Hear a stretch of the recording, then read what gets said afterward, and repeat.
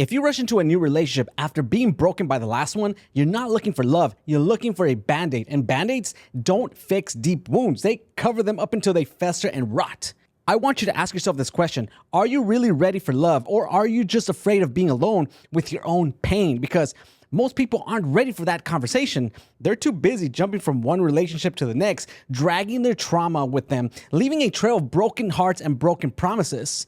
You want to know why your last relationship might have failed? Probably because you've never healed from the damage you were left with from the last one. You never gave yourself time to recover, so what happens? You repeat the same mistakes, attract the same toxic people, and think it's just your bad luck. Nah, that's not bad luck. That's bad judgment. And that's the problem I want to tackle today.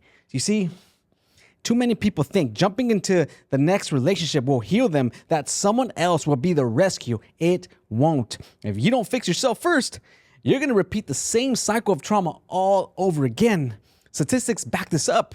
One study found that over 40% of people who start dating immediately after a breakup are more likely to experience dissatisfaction in the next relationship.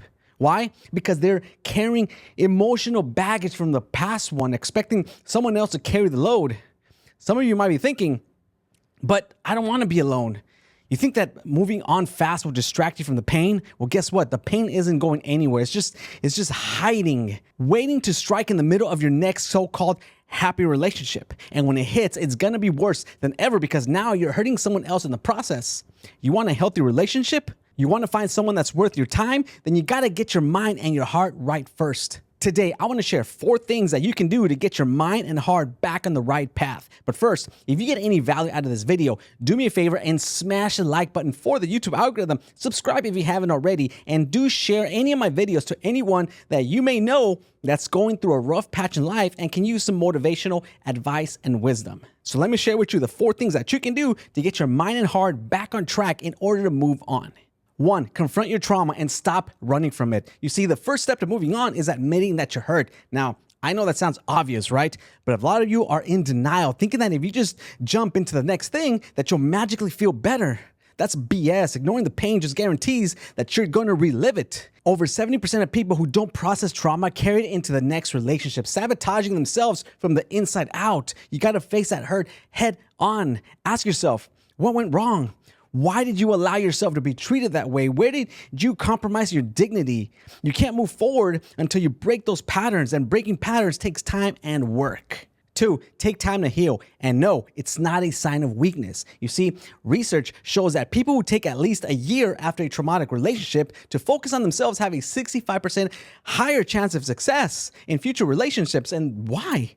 Because they've taken time to rebuild. You need to take time to understand what you need, what you want, and what you absolutely will not tolerate. If you jump into something so soon, you'll never have the clarity to set those boundaries. This is about self-respect. Taking time to heal it's not a weakness, it's a strength. It's a sign that you are willing to do the hard work. It's about getting to know yourself again, your values, your purpose, your worth. So when you step back into the dating world, you're doing it from a place of power, not desperation.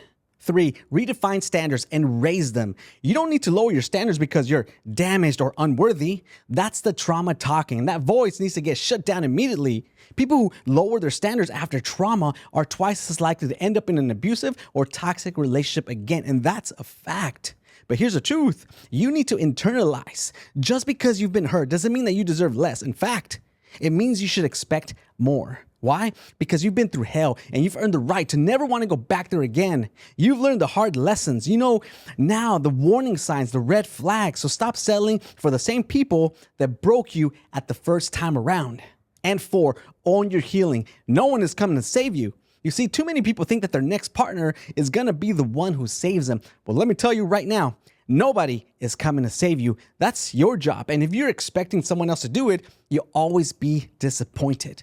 Listen, relationships that start while one person is still dealing with an unresolved trauma have a 50% higher chance of ending within the first year because they're built on shaky foundations. You can't expect someone else to be your emotional crutch while you're still limping from the last disaster. That's not love. That's dependency. You have to be whole in your own before you can build anything with anybody else. You ever heard people saying rebound relationships never last? Well, it's true, and it's because people rush to mask their pain. Rebound relationships have 90% failure rate within the first 3 months. Why? Because they're not built on mutual respect, understanding, or genuine attraction. They're built on the need to feel something other than the pain you've been running from. I've seen people do it over and over. They get out of one toxic relationship and jump right into another one, thinking that it'll be different this time. But guess what? They're the same person with the same unresolved trauma, and they attract the same kind of partner. It's like hitting replay on a nightmare and expecting a happy ending. It's just not going to happen. Here's the bottom line. You cannot heal in the same environment that broke you, and you cannot heal while using someone else as a crutch. Before you enter the dating world again, take time to fix your own cracks, confront the pain, heal from it, become someone who's whole again. You have to be willing to stand alone before you can stand beside someone else. The best relationships happen between two whole people, not one broken soul leaning on another to keep them from falling apart. And if you're not willing to do the hard work, then be prepared for more heartbreaks, because the universe has a funny way of giving us the same lesson until we learn it. Ask yourself, are you going to break the cycle, or are you just going to keep playing the same losing game over and over and over again? The choice is yours. I want to thank you all for taking a few minutes out of your time to watch this video. If you're new here, my name is Raf Velasco, and if you enjoy this type of no BS motivational life and relationship advice type of content, then it would mean a lot to me if you subscribe and hit that notification bell so you don't miss any future videos.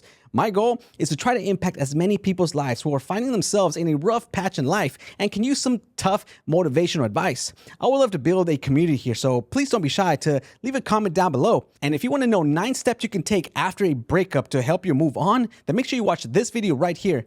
Hope to see you there.